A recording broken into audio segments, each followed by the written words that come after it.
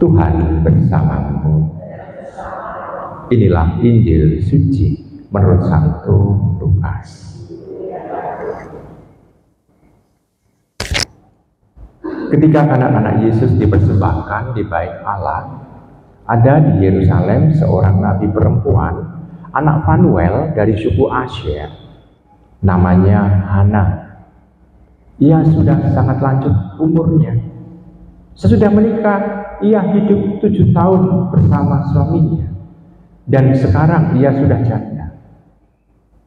Berumur 84 tahun.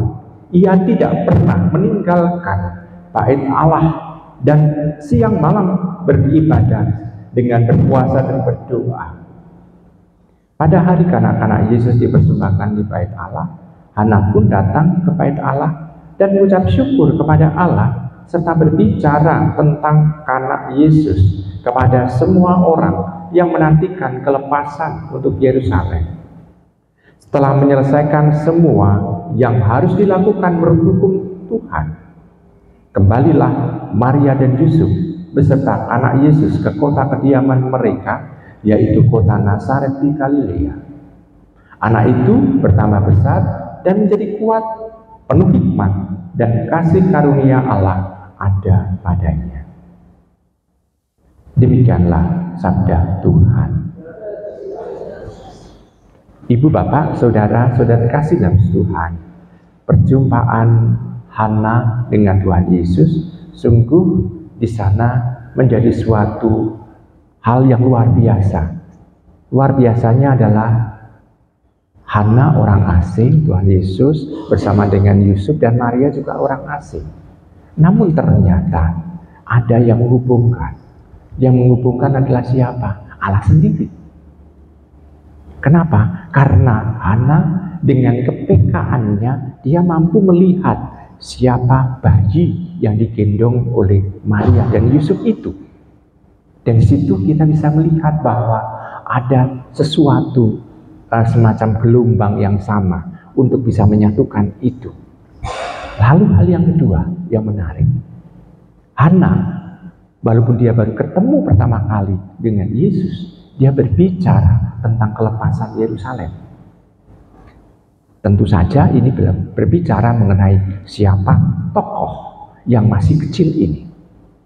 Nah, ibu, bapak, saudara terkasih, orang-orang Yerusalem, orang-orang Yahudi di Yerusalem itu sangat menantikan kebebasan mereka dari penjajahan Romawi. Tentu hal ini bisa dipelintirkan ke hal-hal yang politis. Namun Hana tidak berbicara mengenai pelepasan dari orang-orang Romawi itu. Hana berbicara pelepasan ini untuk Israel adalah untuk Yerusalem adalah pelepasan dari semua dosa. Pelepasan dari semua kekerasan. Pelepasan dari semua hal yang menghambat manusia untuk bisa berrelasi dengan Allah. Nah, saudara-saudara kasih dalam Tuhan, maka kita bisa melihat pesannya sungguh-sungguh sangat luar biasa. Bagi diri kita, bacaan ini berbicara apa? Ibu, bapak, saudara-saudara kasih dalam Tuhan, kalau Anda masuk dalam gereja Katolik, entah di kota mana, dan itu bukan gereja paroki kita, ketemu dengan orang asing, Anda sudah merasa bahwa, oh, ini adalah saudara saya yang seiman.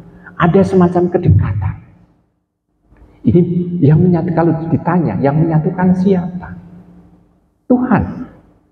Seperti Hana melihat Tuhan Yesus yang digendong oleh Maria. Berarti kita bisa melihat pengalaman hal yang sama ada. Sekarang masalahnya adalah apakah kita mampu mendengarkan apa yang dikatakan oleh orang itu.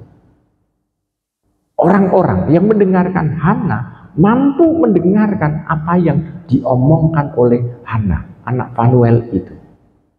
Kita bisa melihat kadangkala kalau orang zaman sekarang, kalau orang yang sudah sepuh berbicara dianggap omong kosong. Wah, ini hanya cerita masa lalu. Tetapi di sini kita bisa melihat Hana yang umurnya 84 tahun itu sungguh-sungguh omongannya menarik banyak orang. Nah, kita pun juga diharapkan dewasa. Dewasa tidak pertama-tama dari usia, karena usia hanya sekedar angka. Karena apa?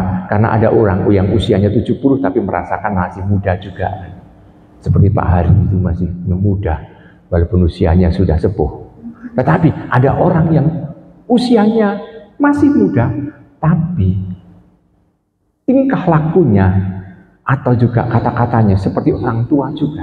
Maka kita bisa melihat bahwa orang disebut sepuh atau itu hanya sekedar angka tulisannya. Tapi tua di sini adalah soal kedewasaan. Kedewasaan rohani. Apakah kita juga mampu untuk dengan kedewasaan yang kita punya, kita mewartakan mengenai kebaikan Allah terhadap semua orang. Dan di sini tantangan tersendiri dari diri kita. Mampukah kita mampu untuk berbicara itu?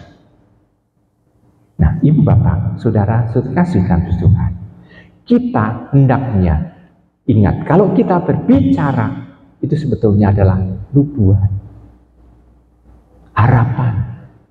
Kalau kita berbicara, kalau Hana ini berbicara tentang bayi Yesus atau anak-anak Yesus itu, tentu saja ini adalah omongan mengenai nubuat yang akan terjadi dalam diri anak itu. Nah, kita pun juga kalau ngomong tentang apa saja, tentang diri orang, tentang siapa saja, itu adalah juga nubuat. Maka kita harus hati-hati dalam kita berbicara. Jangan sampai yang keluar dari mulut kita adalah sesuatu yang jahat.